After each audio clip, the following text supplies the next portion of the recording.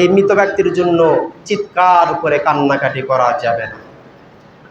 চিৎকার করে যদি কোনো ব্যক্তি কোনো মাইয়েতের জন্য কান্নাকাটি করে, আল্লাহ রাসূল বলেছেন তার জন্য দুইটি ক্ষতি রয়েছে।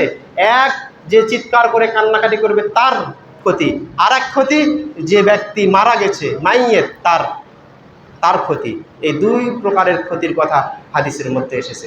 আল্লাহ রাসূল সাল্লাল্লাহু আলাইহি ওয়াসাল্লাম বলেছেন, আল মাইয়িতু ইউআযযাবু বিমানিহি আলাইহা, যখন মৃত ব্যক্তির জন্য বিলাপ করে চিৎকার করে কান্নাকাটি করা হয়, তখন এই কান্নাকাটি করার জন্য মৃত ব্যক্তিকে শাস্তি দেওয়া হয়।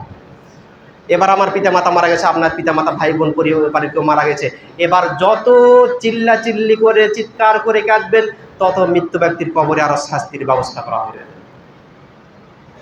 শাস্তির ব্যবস্থা করা হয়।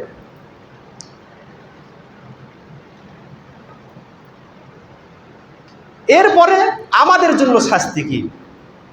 এটা তো মৃত্যু ব্যক্তির জন্য গেল, আমাদের জন্য শাস্তি রয়েছে। আল্লাহ রাসূল সাল্লাল্লাহু আলাইহি ওয়াসাল্লাম বলেছেন, লাইসা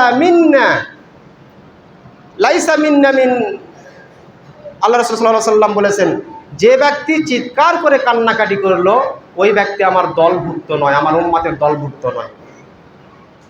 চিৎকার করে কান্নাকাটি করা যাবে না। আল্লাহ রাসূল সাল্লাল্লাহু আলাইহি ওয়াসাল্লাম পরিষ্কার করে ওই জন্য বলেছেন যে কোনো ব্যক্তি যখন মারা যাবে তখন তোমরা চিৎকার করে কান্নাকাটি করবে না, তোমরা তোমাদের চুল ছিঁড়বে না এবং তোমাদের আঁচল ছিঁড়বে না।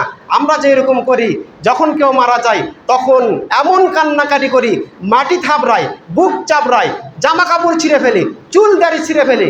এইরকম কান্নাকাটি করলে যেরকম আমরা রাসূলের উম্মত থাকতে পারবো না, ঠিক একই রকমভাবে ওই মৃত ব্যক্তির কবরের শাস্তির ব্যবস্থা হবে। এর জন্য কাজেই চিৎকার করে কান্নাকাটি করা যাবে না। কান্না তো আসবেই, নীরবে দু চোখের পানি ফেলন, কোনো সমস্যা নেই। চিৎকার করে কান্নাকাটি করা মৃত ব্যক্তির জন্য যাবে না। এইরকম করে তাকে বিদায় দিতে হবে। এরপরে